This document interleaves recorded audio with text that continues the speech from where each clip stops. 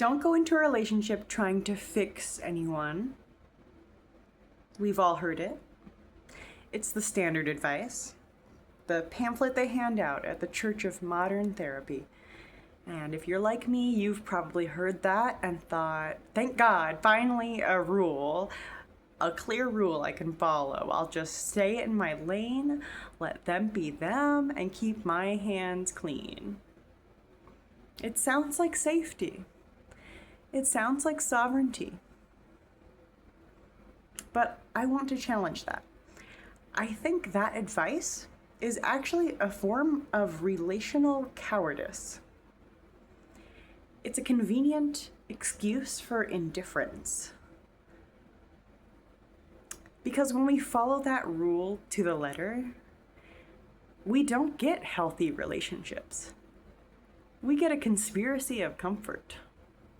We get two people sitting in a room agreeing to ignore the floorboards rotting beneath them because they're too afraid of being labeled the fixer.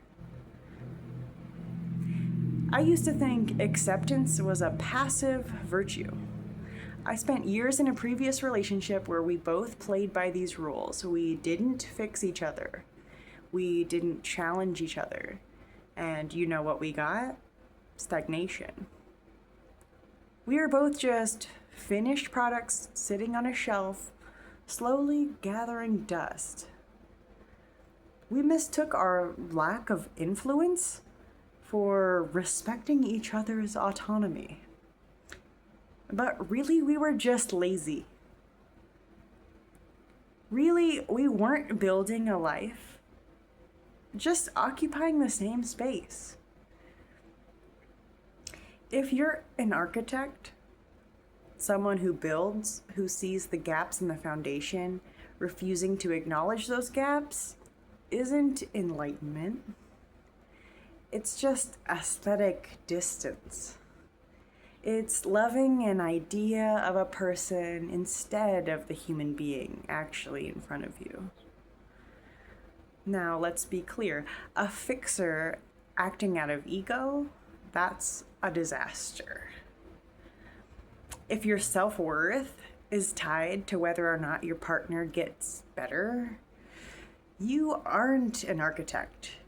You're a hostage. That's codependency, baby. But there's a difference between fixing out of anxiety and building out of structural necessity. An architect doesn't look at a crack in the wall because they want to feel powerful. They look at it because they want the building viable. When I challenge a partner's addiction or their logic or their emotional blind spots, I'm not trying to mold them in my image. I'm just providing the data. I'm saying, hey, look at this. This is where the collapse is coming from. If they take that data and patch the wall, we've built something stronger. If they don't, I have my answer. That isn't arrogance. That's collaborative reality testing. And this is where we reclaim our sovereignty. When you engage with the gaps, you're not signing up for a rescue mission. You're starting an experiment. There are only 3 ways this goes, and you have to be okay with all of them. Outcome 1, they respond to the influence. They patch the wall. The house becomes a home. Outcome 2, they don't change. But you look at the structure and realize, you know what, even with this crack, the house is still worth living in. You accept the limitation, eyes wide open, no lingering resentment. Outcome 3, they don't change, and the crack grows. The house is no longer safe to inhabit, so you exit. And none of these is a failure. The only failure is staying in a house you know is coming down because you were too afraid to be the person to point it out. So why are we so afraid of fixing? Maybe because we've been told that wanting more for our partners is inherently ego-based. I reject that. I think the refusal to influence is just a way to avoid the hard labor of love. If you are a healer, an elder, or an architect,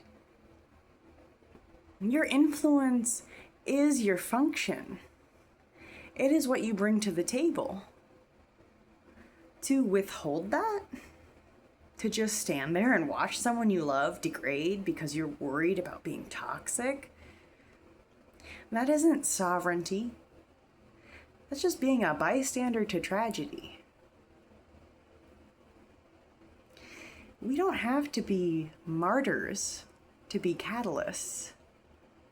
We can offer a mirror, a blueprint, and a demand for higher integrity without ever making their life our own. Everything else, it's just noise.